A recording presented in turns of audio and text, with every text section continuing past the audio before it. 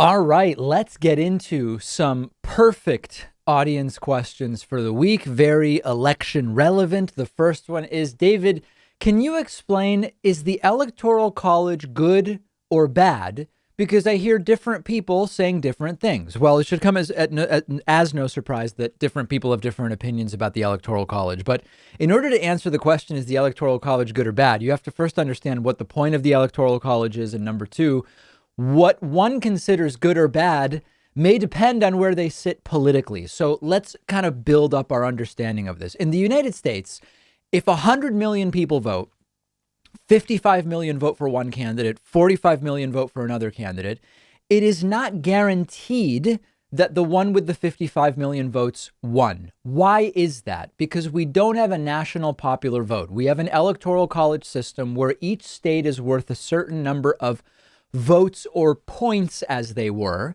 The first to get to 270 points or electoral votes wins. So you could win some states by crazy huge popular vote margins, win the popular vote, but only have 265 electoral votes.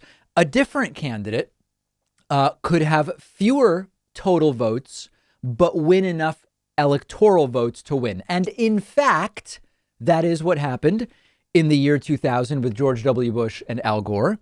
And it is what happened did it happen in 2004? It obviously happened recently with Donald Trump in 2016. So what we see is that the Electoral College gives disproportionately more or less power to certain states in deciding the outcome of the election. And by virtue of doing that, the voters in those states have relatively more or less power in total, because a vote in California is not equally likely to decide the outcome as is a vote in, for example, Pennsylvania or Florida. Good.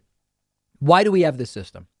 Initially, the idea of the Electoral College was, listen, if we have a national popular vote, candidates will spend all their time in the most populated areas, and California and New York will decide the election. That's where candidates will go, and they will ignore the small and rural states.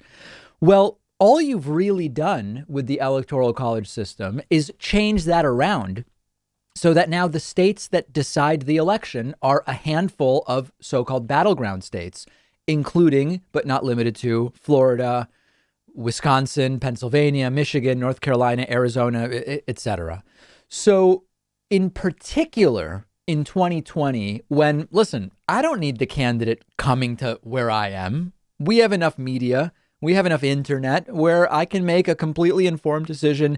I don't care if the candidate never goes on the campaign trail at all, quite frankly, if I can understand policy differences and sort of understand who the candidates are. So I do believe that the Electoral College is outdated, first and foremost. I do believe the Electoral College has created the opposite of the problem they wanted to solve by basically making it so candidates are ignoring the very populated areas. But most importantly, when you say, is it good or bad, what I go to is whether the Electoral College better reflects the will of the people than a national popular vote. And the answer is no. More than 2 million more people voted for Hillary Clinton than for Donald Trump in 2016. Now, you could say, well, if it was a national popular vote, the election would have been run differently. Run it differently then as a candidate, fine. But way more people wanted Hillary, and yet Donald Trump is president. And fundamentally, the Electoral College system is one of the many systems that gives a structural advantage to Republicans.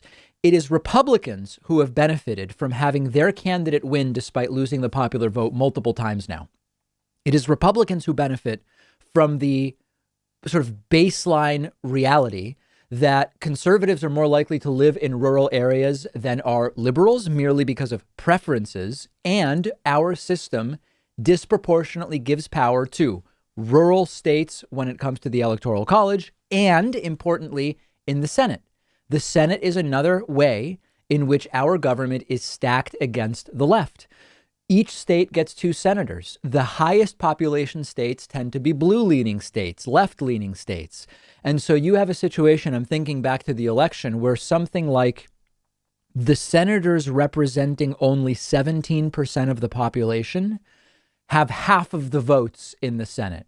That's crazy. The Senate is fundamentally undemocratic. So, to step back, I do believe the Electoral College is a negative influence on the will of the people being expressed in who becomes president of the United States. I do believe that it should be changed. And when you look at some of the data, the 10 least populated states plus DC have a population that's 3% of the country, and they have almost 7% of the electors. They are more than 2x overrepresented. And we can slice and dice it in other ways to give these kind of notable examples, but I believe the Electoral College has to go. I think it is a bad influence on the United States system of picking presidents. If you disagree with me, let me know. I would love to hear from you. One of our sponsors is privacy.com. They're giving you $5 when you sign up for their completely free service at privacy.com/Pakman. I've been using Privacy for a little over a year now. You've heard me talk about it before. It's a lifesaver, and here's how it works. Takes just a couple of minutes to set up. Anytime you buy something online or on the phone, instead of actually using your real credit card number, the Privacy app and the browser plugin let you give each company a randomized virtual credit card number that you create out of thin air. It'll even autofill the card number with one click. And the payment is taken out of your checking account without the merchant ever knowing your real information. So this allows you to keep your banking information secure, but also to take control of your finances. You can create up to 12 of these virtual credit cards a month. You can set spending limits. You can freeze them. You can delete them anytime you want. So when you do this, it means you're not going to be charged when you don't want to be, because you can destroy the virtual card number right after using it, which, for instance, I love using free trials because I know I won't be charged when the trial is over if I use a virtual credit card number. You're keeping your identity private by not telling companies who you are. You're keeping your bank or credit card info protected against data breaches and identity theft, and it's free. There's no catch whatsoever. But if you want, Privacy also offers a $10 a month plan that gives you 1% cash back and lets you create 36 credit cards a month, and a $25 a month plan tailored more for small businesses where you can create 60 card numbers a month and much more. But definitely go ahead and at least get started with the free plan. You'll protect your financial info. Companies can't charge you unexpectedly. And like I said, you'll get $5 to spend when you sign up at privacy.com/Pakman.